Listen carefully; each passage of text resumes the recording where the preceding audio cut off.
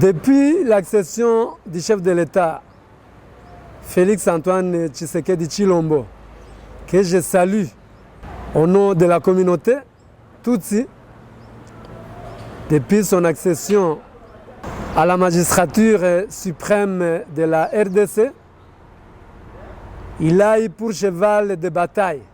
Et je me souviens d'ailleurs quand il était en campagne à Beni, il disait que il demandait à ce qu'on le vote pour qu'il ramène la paix. Nous avons été contents de son élection. Et dès lors qu'il est aux affaires, il a lancé le programme de pacification. C'est dans ce cadre-là qu'il a instauré le gouvernement des Warriors. Et après ce gouvernement, il a décrété l'état de siège. C'était pour amener la paix ici, principalement au Nord Kivu et à Ituri, où l'activisme des groupes armés était vraiment sensible.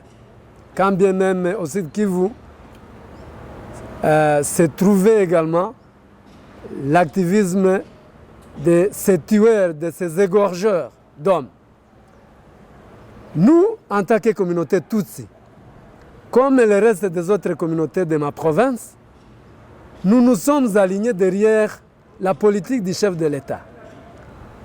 Dès lors qu'il a instauré le programme DDRCS en guise de démobiliser, désarmer, relever les différentes communautés, après la réinsertion de ces éléments des différents groupes armés, nous avons été contents de ce programme.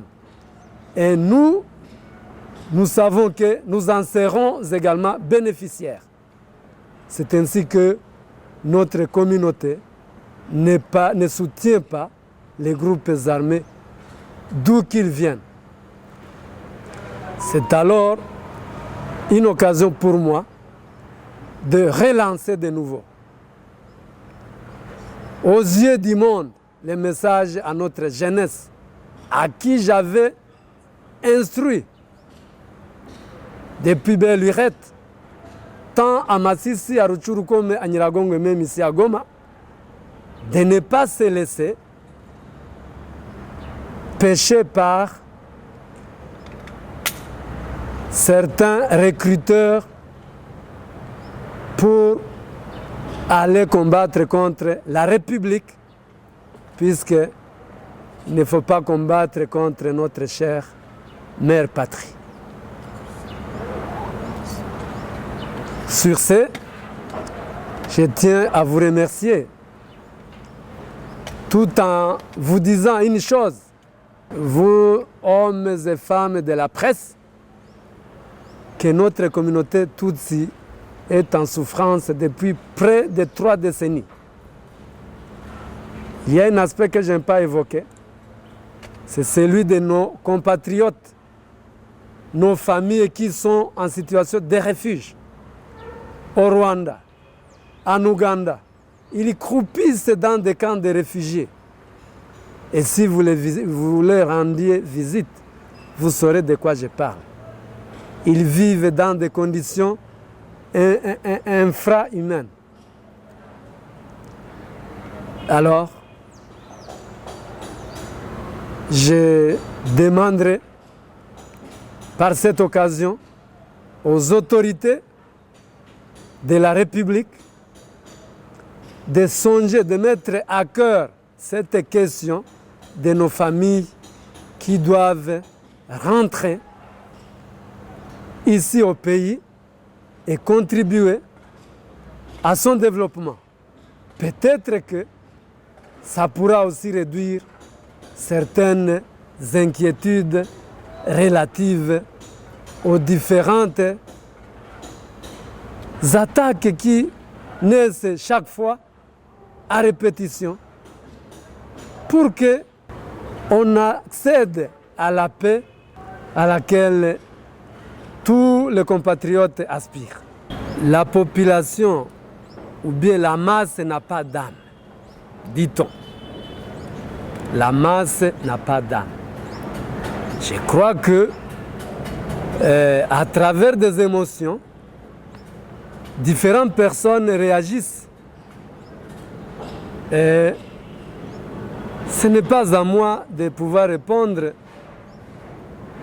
puisque chacun a un avis qui émane de lui-même et qui ne doit pas nécessairement être le même comportement que son frère. Même les frères d'une même mère, ils n'ont pas les mêmes aspirations, ils n'ont pas les mêmes comportements compte tenu des réalités de la nature de l'homme. Je trouve que ils ont droit à dire, à exprimer ce qu'ils ressentent, mais quand on doit déclencher une guerre, ça suit un processus. Et je ne vais pas m'y étaler puisque la Constitution l'a prévu. Je ne saurais pas dire quoi que ce soit là-dessus. Je ne sais pas une quelconque autorité que je puisse citer nommément. Si j'en connaissais, j'allais la dénoncer aux yeux du monde. Mais ce que je dénonce, ce sont les messages de haine, de discrimination, de xénophobie. Ces messages qui nous traitent d'étrangers alors que nous sommes chez nous. Ici, en RDC, prenez cette colline de Goma. Elle prend son nom de notre langue maternelle. Goma, ça signifie Ingoma. Ingoma, ça veut dire tambour. Prenez ces chaînes volcaniques. Nyamulagira, Iragongo, Karisimbi, Sabinho, et j'en passe. Ce sont des noms Kinyarwanda. Prenez le nom du parc national de Virunga. On parle Virunga, mais c'est Ibirunga. Ibirunga. C'est ça le nom. Et c'est le nom de notre langue maternelle. J'appelle aux uns et aux autres qu'on évite la haine à outrance. Vivons en paix.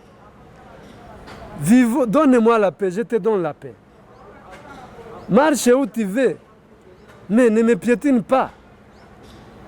Puisque nous tous, nous sommes créés à l'image de Dieu. Personne ne sait donner la vie.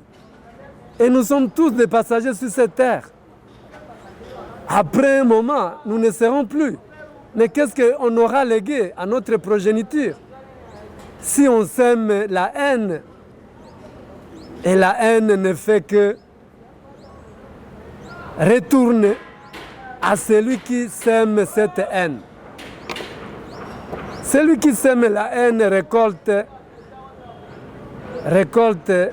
le mal. En fait de compte, il meurt très mal. Aimons-nous et nous vivrons en paix. C'est même le message de la paix que nous avons lancé depuis avant-hier à la Monisco, au café de presse,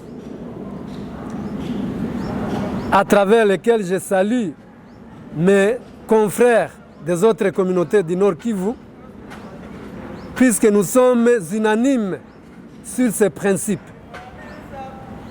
Donc, le Nord Kivu, malgré les différences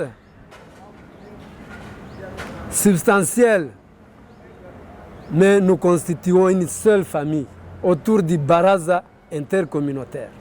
Donc, nous sommes un. Les ennemis de la paix veulent nous dissocier à travers les messages de haine qui sont véhiculés par les médias, dans les réseaux sociaux,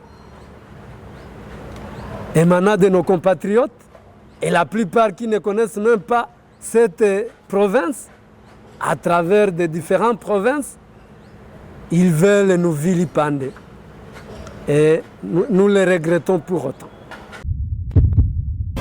Eshima, votre magazine qui bat au rythme de l'actualité. Une réponse à vos besoins en information, un éclairage dans divers domaines. Impartial, documenté, instructif. Eshima au cœur de l'info. Retrouvez la nouvelle édition. Le service national de la RDC, une seconde chance pour les Koulouna. Le commandant du service national, le général-major Jean-Pierre Kassongo Kabouik, est en passe de réussir le plus difficile. La conversion des délinquants juvéniles appelés Koulouna en bâtisseurs de la République. Jean-Pierre Kassongo Kabouik a réalisé des avancées notables à la tête de ce service qu'il occupe depuis juillet 2018. Ce jeune délinquant, presque indomptable dans le rue de Kinshasa, ont finalement été maîtrisés au centre pilote de Kanyama KCC. À ce jour, ils sont endoctrinés et formés à rendre service à la nation, à devenir utiles pour le pays. Au total, 2000 anciens Koulouna devenus aujourd'hui bâtisseurs ont perçu leur premier salaire après une période de 14 mois de formation dans plusieurs domaines, notamment la maçonnerie, la menuiserie et autres. Cette étape a concrétisé la volonté exprimée par le chef de l'État, Félix Tshisekedi, qui prône une autre méthode plus humaine pour l'encadrement de ce jeune brigand urbain et leur réinsertion sociale. Cela à travers la formation pour servir de main-d'œuvre au profit de la République démocratique du Congo. Dans un long entretien accordé à Eshima Magazine, le général-major Jean-Pierre Kassongo Kabouik explique le retour 4 ans après de la production agricole à Kanyama KCC. Dans cette interview exclusive, le commandant du service national égrène les réalisations de cette structure qui revient d'une longue léthargie. Il évoque l'expérience des cantines militaires et policières et révèle que son service paramilitaire mettra bientôt ses cantines à la disposition du campus universitaire en faveur des étudiants. Focus, l'équipe Mwakadi fait exploser le compteur. La DGI dépasse 200% des recettes fiscales au mois d'avril 2022, soit le triple réalisé en avril 2021. Une performance historique jamais réalisée au sein de cette régie financière. À lire également, les FARDC progressent de 5 places au monde selon le classement établi par Global Power. Analyse de l'état de siège décrété depuis 1 an dans les provinces de l'Ituri et du Nord Kivu. Découvrez également plusieurs autres sujets à lire dans ce nouveau numéro. Retrouvez l'intégralité du magazine Eshima dans les kiosques. Eshima Magazine, un nouveau standard d'information.